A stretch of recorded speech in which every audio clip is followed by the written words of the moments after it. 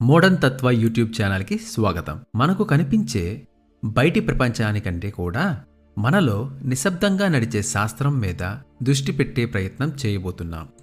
ఈరోజు మనిషికి ఒత్తిడి ఎందుకు వస్తుంది, ఆ ఒత్తిడిని మనిషి శరీరం ఎలా స్వీకరించి ఎలా స్పందిస్తుంది అనే జీవశాస్త్ర కథలోకి నెమ్మదిగా ప్రవేశిద్దాం. మీరు ఒత్తిడి అనిపించే సమయానికి రాకముందే మీ లోపల ఒక నిశ్శబ్ద హెచ్చరిక ప్రక్రియ ఇప్పటికే మొదలై చాలా ముందుకు వెళ్ళిపోయి ఉంటుంది.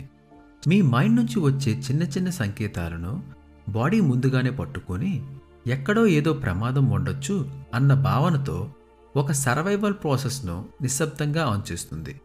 గుండె స్పందన కొద్దిగా పెరగడం, శ్వాస కొంచెం వేగం అవడం, మజిల్స్లో స్వల్ప టెన్షన్ రావడం వంటి సూక్ష్మ మార్పులు మొదటి మీకు తెలియకపోయినా మీ నర్వస్ సిస్టమ్, నాడీ వ్యవస్థ మాత్రం వాటిని చాలా జాగ్రత్తగా గమనిస్తుంది.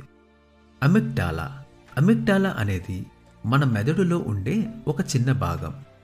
ఇది ఎప్పుడు ఏదైనా ప్రమాదం ఉందా అని గమనిస్తూ ఉండే అలర్ట్ సెంటర్, అంటే హెచ్చరిక కేంద్రం లాంటిది. ఈ సబ్టల్ చేంజెస్, సూక్ష్మ మార్పులన్నీ సంకేతాలుగా బ్రెయిన్లోని ఈ అమిగ్డాలా దగ్గరకు చేరుతాయి.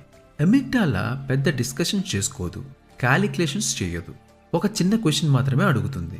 ఇది సురక్షితమా లేక ముప్పా అని.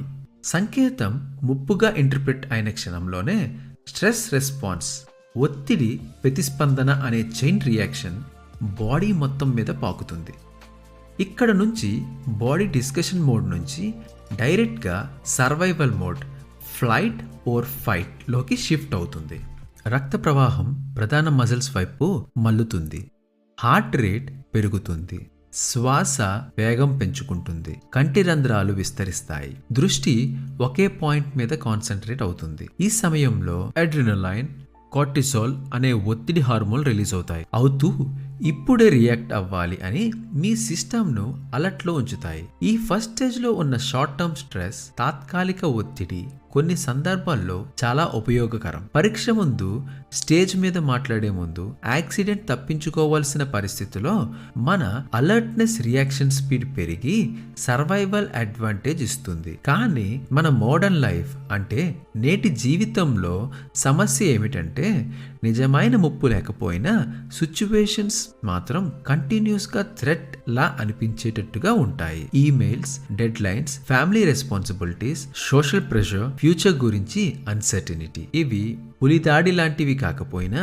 బ్రెయిన్ వాటిని రిపీటెడ్ స్ట్రెసెస్, పునరావృత్తి ఒత్తిడి కారణాలుగా ట్రీట్ చేస్తుంది. ఇలా ఒత్తిడి రోజులు, నెలలు, సంవత్సరాలు కొనసాగితే దానిని లాంగ్ టర్మ్ లేదా క్రానిక్ స్ట్రెస్, దీర్ఘకాలిక ఒత్తిడి అంటారు. ఇది క్రమంగా ప్రీఫ్రాంటల్ కార్టెక్స్, ఆలోచించే మెదడు భాగం మీద ప్రభావం చూపిస్తుంది. తీర్మాన సామర్థ్యం అంటే డెసిషన్ మేకింగ్ మందగిస్తుంది, లాజికల్ థింకింగ్ తగ్గుతుంది, ఎమోషనల్ రియాక్షన్స్ ఎక్కువ అవుతాయి. దీనిని మనం over thinking, confusion, mood swings గా అనుభవం చేస్తాం. కానీ ఇది బ్రెయిన్ లో జరిగే న్యూరోకెమికల్ మార్పుల ఫలితం. స్ట్రెస్ కి విస్తృతంగా 2 రూపాలు ఉన్నాయి. ఒకటి తాత్కాలిక ఒత్తిడి, అక్యూట్ స్ట్రెస్, కొన్ని నిమిషాలు, కొన్ని గంటల వరకు మాత్రమే ఉంటుంది, పనిని త్వరగా దృష్టి కేంద్రీకరించి చెయ్యడానికి హెల్ప్ చేస్తుంది. క్రానిక్ స్ట్రెస్, దీర్ఘకాలిక ఒత్తిడి, ఎక్కువ కాలం కొనసాగితే నిద్ర సమస్యలు, రోగ నిరోధక శక్తి తగ్గడం, జ్ఞాపక శక్తి,